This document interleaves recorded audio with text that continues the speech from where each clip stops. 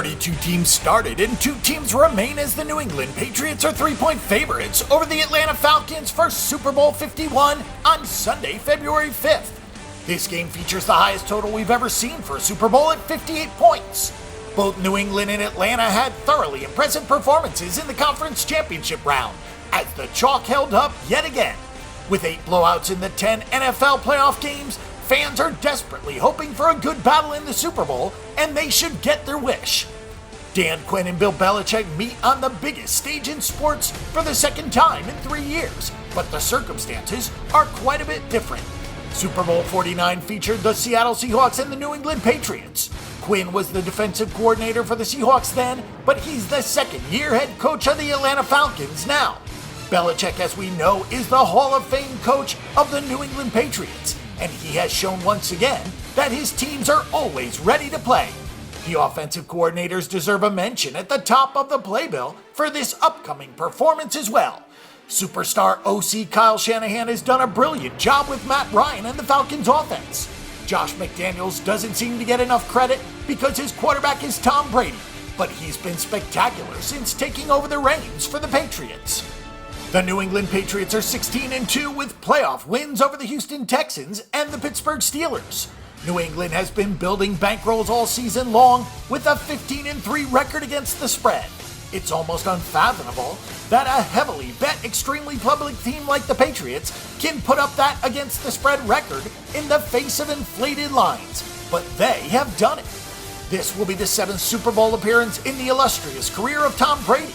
He's 4-2 on the big stage so far.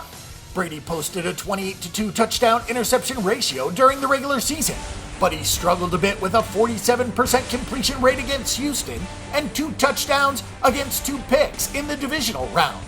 As if there was any doubt, Brady completed 76% of his throws with 3 touchdowns and no picks to bounce back and help lead his team to another Super Bowl appearance. The guy is just spectacular. Brady only has 1 Super Bowl win since he won 3 of 4 from 2001 to 2004, with that triumph coming back in Super Bowl 49. In his 6 Super Bowl appearances, Brady is 164 of 247 for a 66.4% completion rate and 1,605 yards, 13 touchdowns, and 4 interceptions. Brady's ability to elevate good talent into great talent is something that actually comes off as underappreciated. Julian Edelman is a prime example, as Edelman picked up his 3rd consecutive 100-yard game last week against Pittsburgh. With Rob Gronkowski out and Martellus Bennett hobbled, Brady has made a star out of Chris Hogan, who had 9 catches for 180 yards and 2 touchdowns against Pittsburgh. The Patriots couldn't run the ball against the Steelers, so that's something that Josh McDaniels may want to figure out heading into the Super Bowl. But there's no better quarterback for this game than Tom Brady. With Brady taking the majority of the headlines, the Patriots defense has quietly put together a really strong season. No defense allowed fewer points than New England's, and the Patriots limited opponents to 5.2 yards per play, which ranked in the top 10.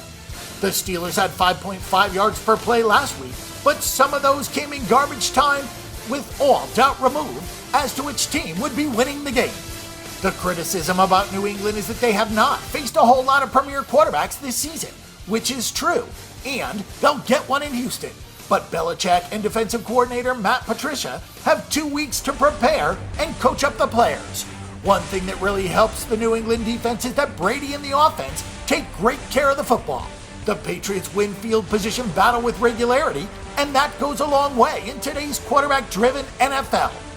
Atlanta heads into this game with a 13-5 record overall, including a couple of playoff wins over the Seattle Seahawks and Green Bay Packers. The Falcons are 12-6 against the spread. The high-octane offense of the Falcons has led to a 15-2-1 overmark. People may be surprised to see the Atlanta Falcons in this position, but they should not be. The Falcons roared out to a 6-1 start in Dan Quinn's first season, but Atlanta crashed in the face of adversity after losing a few games in a row. The experience was beneficial in Quinn's development as a head coach because he was able to nip things in the bud that popped up this season, and it has all led to a berth in the Super Bowl. A lot of credit needs to go to Kyle Shanahan, who is the mastermind behind Atlanta's offense. Shanahan's play design and ability to tailor the playbook to player strengths is second to none in the NFL from an offensive standpoint. Defensive coordinator Richard Smith has also done an excellent job this season and has gone on with a relatively young but very talented defense. There have always been questions about Matt Ryan in the playoffs. Narratives grew because of some untimely regular season pickoffs and past playoff performances. He'd been the first to admit that they weren't very good. Entering this postseason, though, Ryan was 124 of 187 for 1,230 yards with 9 touchdowns and 7 interceptions. This postseason, Ryan has been spectacular, with a 70.7% completion rate on 75 attempts, with a 7-0 touchdown to interception ratio and 730 yards passing. On the heels of his best regular season ever, Ryan has gone toe-to-toe with proven playoff performers Russell Wilson and Aaron Rodgers and has completely outclassed them. Also, Atlanta has been able to spread the ball around to a collection of athletic mismatches like Mohamed Sanu, Julio Jones, Devonta Freeman, and Tevin Coleman. Julio Jones will draw a tough assignment against Super Bowl 49 hero Malcolm Butler, but Kyle Shanahan will have 2 weeks to prepare to get his guys open and find a way to crack the New England code. The Atlanta defense gave up a lot of points this season, but also saw a lot of snaps and a lot of time on the field. From a yards per play standpoint, the Falcons were pretty much around league average. The Falcons have allowed 5.7 yards per play in each of their 2 playoff wins this postseason, so it's fair to wonder if they can stack up against Brady and the potent Patriots offense. As long as Matt Ryan takes care of the football, the Falcons can turn New England's game plan right around on the Super Bowl favorites by controlling the clock and winning the field position battle. There are also some very important intangibles to consider about this game. The New England Patriots have some really significant edges in stuff that you may not be considering. They are all tied to experience. The Patriots have been here before. They've been to a lot of Super Bowls, and Atlanta has not.